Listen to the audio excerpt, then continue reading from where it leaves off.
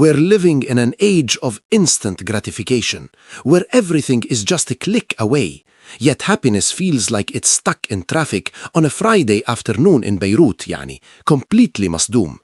It's almost as if the more connected we become, the more existentially, what's the word?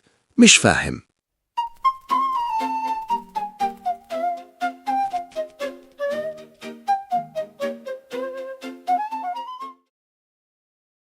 Alright, yalla everyone, gather round. Today we're tackling the big one, the cosmic joke, the elusive butterfly that always seems to land on someone else's shoulder. Happiness. Why in this glittering age of instant gratification and endless cat videos does happiness feel like trying to catch smoke with a sieve? We have more conveniences, more choices, and yet we also seem to have more collective sighs than a yoga class after a really bad Monday. Let's dive deep, shall we?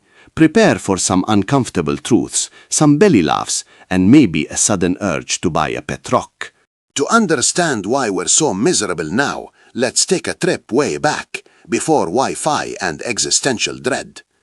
Ancient philosophers like Aristotle weren't chasing fleeting likes or the perfect smoothie bowl. For them, happiness, or eudaimonia, wasn't a feeling, it was a state of flourishing, a life well lived, a pursuit of virtue and meaning. It was less about "I'm happy right now," and more about "my life overall is pretty darn good and purposeful." No immediate dopamine hit required, just a lifetime of thoughtful existence. Imagine that. Fast forward a couple millennia to 1776, when some very clever folks penned the American Declaration of Independence. They declared the pursuit of happiness an unalienable right. Sounds great, right? But here's the subtle trap. It wasn't the guarantee of happiness, but the pursuit of it. This innocent little phrase, while noble, arguably laid the groundwork for modern performance anxiety. We're not just allowed to be happy, we're now legally, morally, and socially obligated to actively chase it like it's a runaway golden retriever. And if we don't catch it, well, that's on us apparently.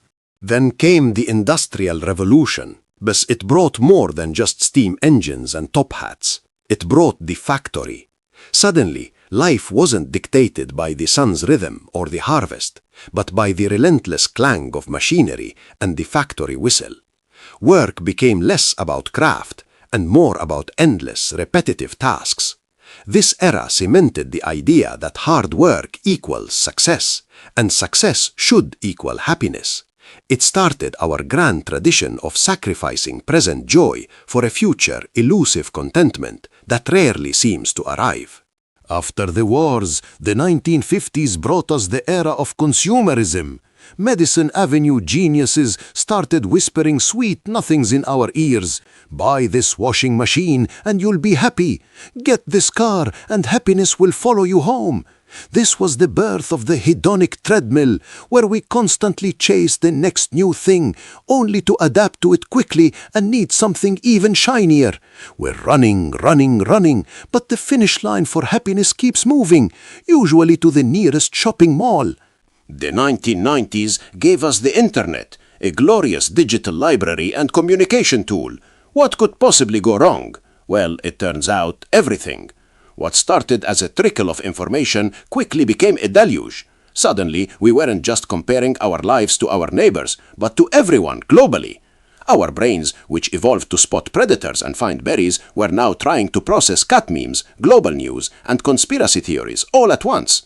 It was like trying to drink from a fire hose, and our internal happiness meters started short-circuiting. And then came the 2000s, ushering in the age of social media. MySpace, Facebook, Instagram, they promised connection, but delivered comparison on steroids. Suddenly, everyone else's highlight reels became our daily reality check. That perfectly filtered photo of your ex's exotic vacation, your friend's flawless new baby, that influencer living their best life, it's all there, curated to perfection. Our brains, bless their naive hearts, still believe these are authentic glimpses into blissful existence, making our own perfectly imperfect lives feel utterly, tragically inadequate. This constant digital display gave birth to a truly modern affliction, FOMO, the fear of missing out. Remember when you didn't know what everyone else was doing every Friday night? Simpler times. Now, thanks to stories and feeds, we're constantly bombarded with proof that exciting, incredible things are happening right now, and we're not invited. Ya Latif, the anxiety. It's like being stuck in an eternal virtual party that you can see but can't join, making even a quiet night in feel like a profound failure. And who's behind this delightful torture? Algorithms. These digital puppet masters are meticulously designed to keep us scrolling, clicking, and doom scrolling. They feed us just enough novel content to give us tiny dopamine hits, creating a neurochemical treadmill.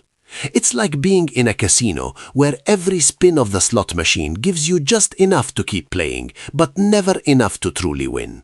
We're addicted to the anticipation, mistaking temporary distraction for genuine fulfillment, leaving us feeling empty and strangely wired. Thanks to our trusty smartphones, we've also adopted the always-on culture. Work emails ping at 10 p.m., social media notifications buzz at 3 a.m., and the news alerts never, ever sleep. There's no longer a clear boundary between work and life, or even awake and asleep. Our brains are constantly in a low-level state of alert, like a guard dog trained to listen for the slightest rustle. This relentless vigilance leaves us perpetually drained, wondering why we can't just relax and enjoy a quiet moment without checking our pockets for our digital tether. The paradox of choice is another modern joy killer. Netflix has thousands of shows, but we spend an hour scrolling only to rewatch The Office. The grocery store has 50 types of cereal. Even buying toothpaste requires a philosophical debate. Every minor decision, from what to wear to what to eat, becomes a mini crisis, draining our mental energy. By the time we actually do something, we're too mentally fatigued to enjoy it. It's like being offered 1,000 desserts and then being too tired to eat any of them. We live in a performance culture, constantly told to optimize, hustle, and be our best selves. Every aspect of life, from our diet to our hobbies, must be productive. Reading, only if it's non-fiction for self-improvement. Exercising, only if it's high-intensity interval training. Even our relaxation has to be productive. Mindfulness apps, journaling, gratitude lists. It's like life itself has become one giant LinkedIn profile, constantly demanding updates and proof of our efficiency. Where's the joy in simply being? Just for kicks, let's sprinkle in a healthy dose of existential dread, climate change, AI taking over the world, political instability, global pandemics. It's enough to make anyone want to curl up in a blanket fort and play Animal Crossing forever. How are we supposed to cultivate inner peace and joy when the world feels like it's perpetually on the brink of something truly terrifying? It's mish sahel to be zen when the news cycle is basically a daily episode of Apocalypse Now starring us. Our digital lives have also led to echo chambers. Algorithms show us content that confirms our existing beliefs, creating increasingly polarized realities. It's like living in a hall of mirrors where everyone agrees with you, making genuine dialogue with those outside your bubble feel impossible.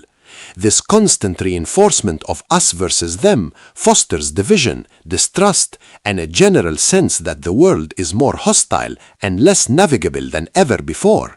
It's hard to be happy when half the internet seems to actively despise the other half. Despite being connected to thousands online, many of us feel profoundly lonely. We have virtual communities, sure, but they often lack the depth, nuance, and tangible comfort of real-world interactions. The loss of local community, the erosion of shared public spaces, and the preference for digital exchanges mean we're often starved for genuine human connection. It's like being on a diet of virtual food. It looks satisfying, but your stomach keeps rumbling for something real and nourishing. To top it all off, we've got the toxic positivity trend. This is the idea that you must always be positive, manifesting good vibes and smiling through the pain. It's great to be optimistic, but sometimes life just sucks. This pressure to constantly perform happiness can invalidate genuine emotions like sadness, anger, or frustration, making us feel guilty for simply being human. It's like being told to dance when your leg is broken. It's not helpful, it's just painful and completely unrealistic. All right. I might be getting a bit carried away with the doom and gloom. Yalla, let's inject some optimism and actual philosophy. It's easy to get caught up in the modern woes, but the good news is we're not entirely powerless. Understanding the forces at play is the first step. The second is to realize that true happiness isn't something that happens to us. It's something we cultivate. So let's pivot from why we're all secretly miserable to how we can fight back against the tyranny of the perpetually cheerful algorithms. Let's revisit Aristotle and his eudaimonia. He understood that chasing fleeting pleasures is like trying to fill a bucket with a hole in it. True flourishing comes from living a life aligned with your values, contributing to something larger than yourself, and developing your character. It's about meaning and purpose, not just momentary thrills. So instead of asking, what makes me feel good? Ask, what makes me feel good about myself and my place in the world? It's a much harder question, but the answers are far more rewarding. As Stoics, those ancient Roman cool cats, had it figured out too. Seneca and Epictetus taught us to focus only on what's within our control, our actions, our reactions, our thoughts. Everything else, let it go, Habibi. Worrying about what others think, the weather, or the latest global crisis, unless you're directly fixing it, is wasted energy. This doesn't mean being emotionless. It means being intentional about where you put your mental resources. Less time stressing about traffic, more time appreciating the fact you have a car. Simple, yet profoundly difficult.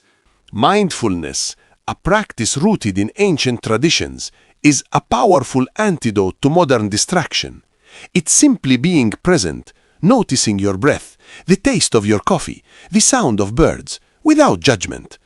Our minds are constantly planning the future or replaying the past, missing the only moment that truly exists, right now. Practicing mindfulness helps us step off the mental hamster wheel, even for a few moments, and just be. It's like giving your brain a much-needed, blissful vacation from itself, without the baggage fees. This one's tough, but crucial. The digital detox. Seriously, put the phone down, even for an hour.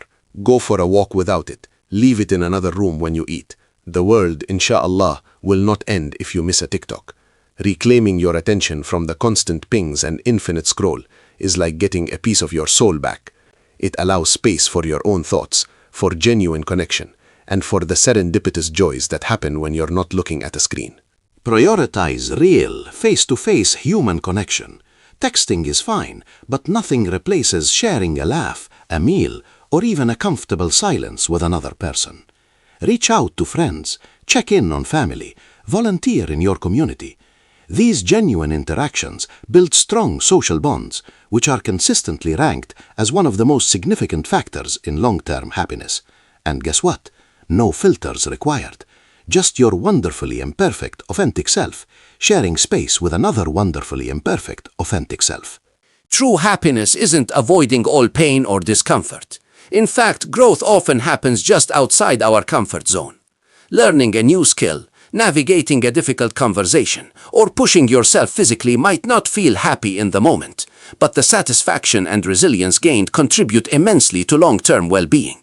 It's like going to the gym for your soul. It might burn a little, but you come out stronger and more capable. Plus, you get some killer emotional biceps.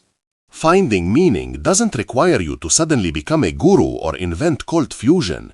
It can be found in small daily acts. Helping a neighbor, mastering a recipe, learning a few phrases in a new language, taking care of a plant. These small victories and contributions provide a sense of competence and purpose. They remind us that our actions matter, even if only to ourselves or a small circle. The cumulative effect of these tiny, meaningful moments builds a foundation for a truly satisfying life. Remember the hedonic treadmill? It's time to step off. Acknowledge that novelty fades, and the next thing won't be your magic bullet for happiness. Instead, practice gratitude for what you already have. Appreciate the simple things: a warm cup of tea, a sunny day, the comfort of your bed. This isn't about settling. It's about shifting your focus from constant acquisition to genuine appreciation. It's realizing you might already be at the finish line, but you were too busy looking ahead for the next one. Finally, let's redefine success. Is it really just about money, status, or how many followers you have? Or is it about inner peace, healthy relationships, good health, and a sense of contribution? Maybe asking Kifak, how are you, and truly caring about the answer is more important than asking, what do you do? Shift your personal metrics for a good life. When you stop chasing society's definition of success and embrace your own, happiness becomes a much more attainable and sustainable state. So, happiness isn't a destination we arrive at, it's a way of traveling. It's not about being cheerful 24/7, it's about finding meaning, embracing challenge, and connecting with others. The modern world throws a lot at us, true, but we have the power to navigate it with intention and humor. And sometimes it's just about enjoying a really good cup of coffee or a quiet moment of peace. Maybe that's the real secret, understanding that the little things aren't little at all. So, if happiness feels hard sometimes, please know you're not alone. We're all in this, mashallah, messy, beautiful, overwhelming modern world together, trying to figure it out. Give yourself grace, try these ideas, and remember that even in the pursuit, there's value. Thanks for joining me on this wild ride. Don't forget to like, share, and maybe even take a moment to genuinely smile at a stranger today. Who knows, it might just spark a little joy for both of you.